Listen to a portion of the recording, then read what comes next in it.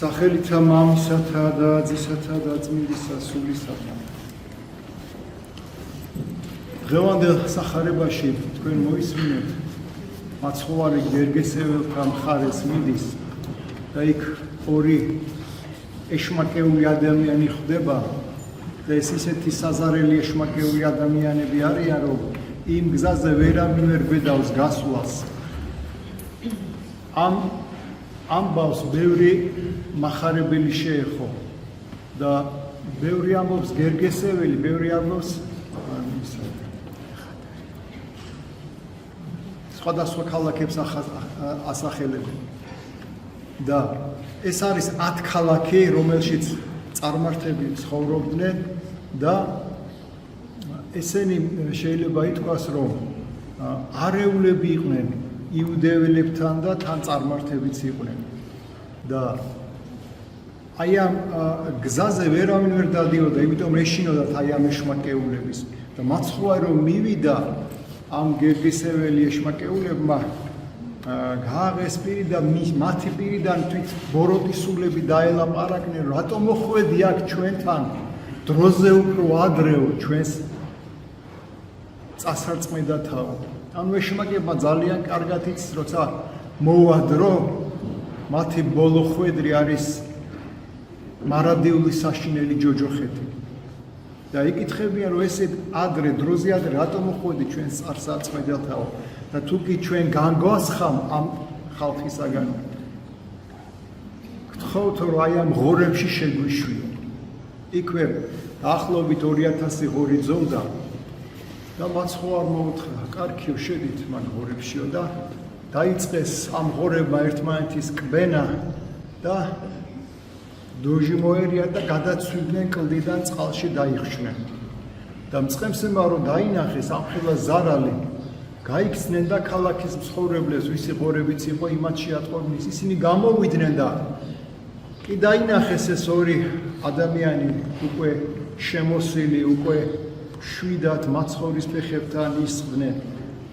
ეს კი არ გაუხარდათ, არა თავისი ზარალი დაინახეს და სთხოვეს, რომ განგვეშორე ჩვენგანავ. მაცხოვარმა არაფერი ხმა არ მოიღო და შტატდა ნაშტა, წავიდა და ესენი ევედება წაგვიყვანენ ჩვენავ, არა დარჩითო და უკადაგეთო ამათაო. ბევრი მახარებელი ამას ამბობს, ბევრი არაფერს ამბობს, მაგრამ ყველა სხვანაირად ხედავდა, როცა მაცხოვარი ამას აკეთებდა. და განეშორა მათ.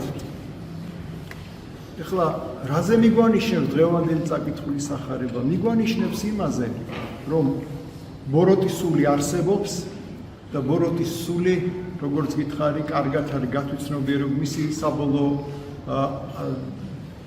ნაბიჯი არის მარადიული ტანჯვა. მაგრამ მანამდე ისინი ცდილობენ, რომ ადამიანებს რაც შეიძლება მეტი სიბოროტე მოუტანონ. და ის ადამიანი, რომელიც თავისი ნებით ან რაღაც სოდვას ისე შეისის ხორცებს, რომ მის გარეშე აღარ უნდა ცხოვრება, აი ასეთ ადამიანში შედის უკვე ბოროტისული. თქვენთვის ყველასთვის ადვილი გასაგები რომ იყოს, არის ასეთი ავანტყოფობა, თეთრი ციებ-ცხელება, რომელსაც აი ალკოჰოლის მომხმარე ადამიანი, რომელსაც უკვე ყოველდღიური სისტემატიური მრავალგზის მოხმარება ახასიათებს, ის არა მარტო თვრება, მერე ის ეშმაკეული ხდება და მას უკვე ეჩვენება ეს ხილვები არის პირდაპირ ეშმაკს ხედავს, ხან გველის სახით, ხან ლომის სახით, ხან და ყვირის დახმარებას ითხოვს და ბოროტი აშინებს და ანუ ადამიანი თვითონ უღებს, კარებს ბოროტს სულს და თვითონ ეპატიჟება, ისე რომ ვერც კი ხვდება. თორე ბოროტს სულს ღვთის განგების გარეშე, ღვთის ნებართვის გარეშე ღორებში შესვლის უფლებაც კი არ აქვს. ამიტომ სთხოვენ. და სთხოვენ იმიტომაც, რომ იციან აი ამ ხალხის ფულისადმი სიყვარული და ესენი უნებრივია არ მიიღებდნენ ქრისტეს. ეხლა რა ხდება? უფალმა რა განაარიცის, რომ ამ ზარალს ვერ მიიღებენ ისინი.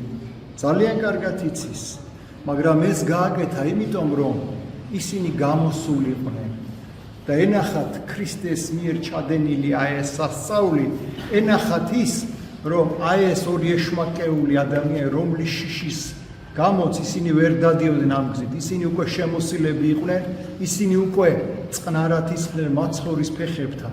ეს დაენახათ.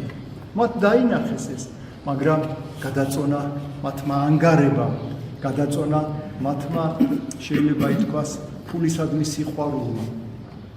ისინი ღორებს აშენებდნენ, თუმცა კი იცოდნენ, რომ ეს სჯულით აკრძალული ქონდათ და ეს აკრძალული რო ქონდათ, ისინი ამრავლებდნენ, ოღონდ კი წარმართებზე გაეყიდათ ეს და ფული აეღოთ.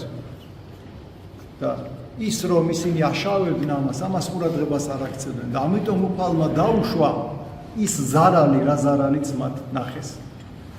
და შემდგომ ამისა, როდესაც დაინახეს, რომ ესე საშინელ ზარალში 2000 ღორი ჩაუცვიდა, სთხოვდნენ, თან ეშინიათ, რომ საყვედურს ვერ ეუბნებიან, იმიტომ გრძნობენ, რომ რაღაც დიდი ძალის მატარებელია მაცხოვარი და სთხოვენ, რომ გეხვეწებიო, გაგშორდიო. მაცხოვარი უსიტყვოდ ჩაჯდება ნავში და გაშორდება.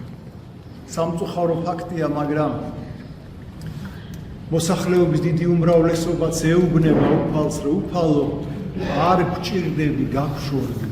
შეიძლება სიტყვით ამას არ ეუბნებიან და შეიძლება სიტყვით ისინი ამბობენ, რომ მე ღმერთი მიყვარს, მე ღმერთი მწამს, აი სანთელს ვანთებ, აი პირჯვარს ვიწევ, მაგრამ ადამიანი, რომელიც არ ეზიარება, საქმით ეუბნება ქრისტეს, არ გჭირდები, გაგშორდი. ასე რომ ერთხელ და სამუდამოდ უნდა გვახსოვდეს, რომ თანაზიარება ქრისტესთან ხდება ლოცვით, მარხვით, აღსარებით, ზიარებით, ცილოთ დასწრებით. ეს ეკლესიურობა არის ის აუცილებელი, რომლის გარეშედაც ადამიანი ვერ ცხონდება. უფალი ხო ბრძანებს, მამა ჩემთან თუ ვინმე მივედ ჩემ გზით, ჩემის გზით. ანუ იესო ქრისტეს გზით. იესო ეს ეკლესია არის მისტიური სხეული ქრისტეს. აი ამ ეკლესიურობით მივა ადამიანი ღმერთთან. ასე რომ შემოკეთილებო დღევანდელ წაკითხვის სახარებაში მაცხოვარი პირდაპირ გვეუბნება ამას. მაგრამ რატო ეუბნება მაცხოვარი ამ ორ ადამიანს არ წაგიყვანთ, დარჩით აქ და უკადაგეთ რა გიყო თქვენ ქრისტემ.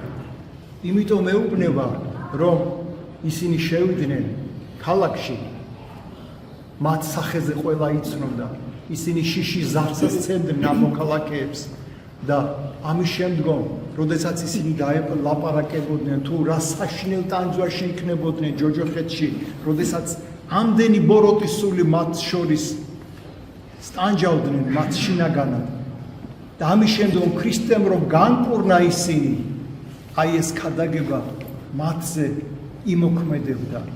უფალმა შოშჭრეტელობით განსჭვრიტა ეს ყველაფერი და მართლაც ასე მოხდა.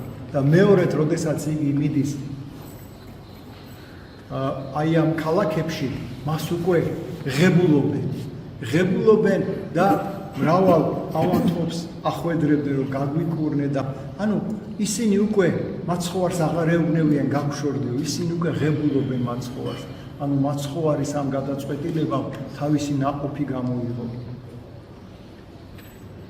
ასე რომ შემოკეთილებო, ჩვენც მუდამ უნდა გვახსოვდეს, რომ ბოროტის სული არსებობს და ნათესავი ესე, ანუ ბოროტსულზე ბრძანებს მაცხოვარი ჩვენი იესო ქრისტე, ნათესავი ესე ლოცვითა და მარხვით განვალს ადამიანისგან.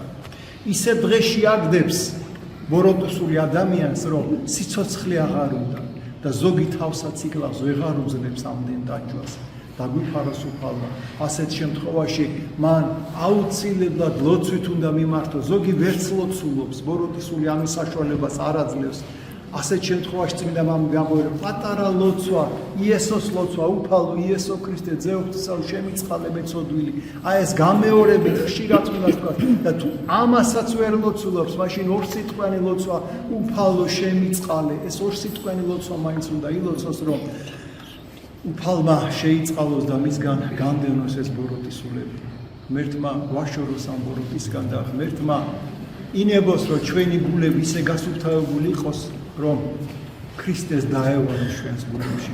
გაგახსენებთ, რომ დღეს არის სვეტი ცხოვლობა და ეს დიდებული ტაძარი აშენებულია 12 მოციქულის სახელზე.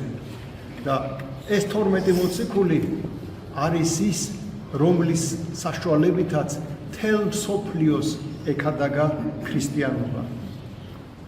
ღმერთმა მათი მადლი, მათი ძალა ჩვენს ქვეყანას მოსცეს და ღმერთმა ინებოს, რომ მათი ლოცვით ჩვენი ქვეყანა ყოფილიყოს გაბრწყინებული სულით და ხორცით. ამინ. ჩვენთან არის